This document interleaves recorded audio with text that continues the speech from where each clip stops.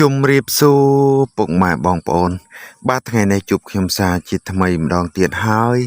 ថ្ងៃនេះខ្ញុំលើកយករុក្ខជាតិថ្មីមួយទៀតហើយ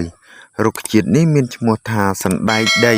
បាទវីដេអូមុនខ្ញុំជម្រាបប្រាប់ពីសណ្ដែកបាយឥឡូវវីដេអូនេះខ្ញុំប្រាប់ពី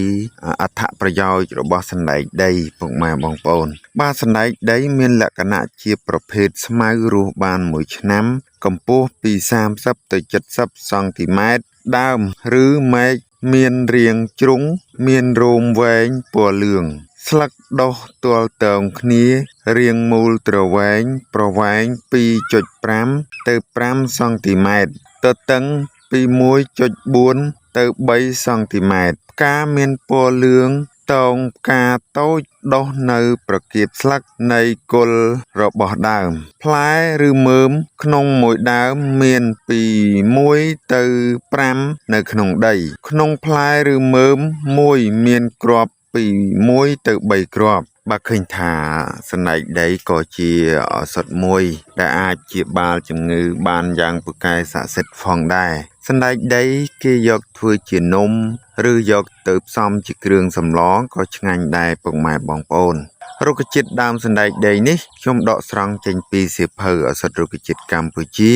ដែលគាំទ្រដោយក្រសួងសុខាភិបាលពិតៗផងដែរបើពុកម៉ែបងប្អូនពេញចិត្តវីដេអូរបស់ខ្ញុំសូមជួយចុច like ឬចុច Subscribe នៅ Channel YouTube របស់ខ្ញុំម្នាក់មួយផងឬចុច Follow Page របស់ខ្ញុំម្នាក់មួយផងដើម្បីទទួលបានវីដេអូថ្មីមុនគេផងដែរឥឡូវកុំឲ្យរងចាំយូរចូលមកដល់ផ្នែកប្រើប្រាស់ជាឱសថវិញម្ដងបាទផ្នែកប្រើប្រាស់គឺយើងយកមើមគ្រាប់និងស្លឹក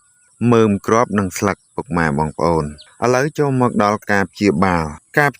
នោះគ្រាប់ជាថ្នាំផ្សើមសួតព្យាបាលក្អកស្ងួតក្មេងក្អក100ថ្ងៃដែលគេហៅថាក្អកមាន់ណាពុកម៉ែបងប្អូនបាទជំនួយក្រពះជំនួយឈាមក្រហមស្ត្រីខ្វះទឹកដោះឲ្យកូនបៅស្ងោរជាមួយជើងជ្រូកហូបតែម្ដងស្លឹកព្យាបាល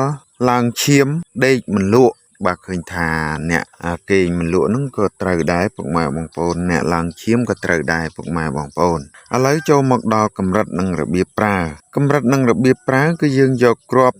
30ទៅ90គ្រាប់ក្នុងមួយថ្ងៃស្លឹកពី30ទៅ50ក្រាមក្នុងមួយថ្ងៃដាំទឹកហូបបាទឃើញថាងាយស្រួលទេពុកម៉ែបងប្អូនគ្រាប់យើងញ៉ាំក៏បានយើងយកទៅ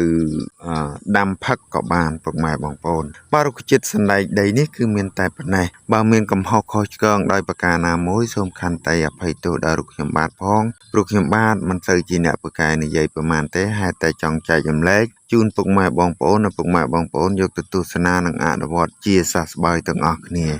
បាទសូមអរគុណ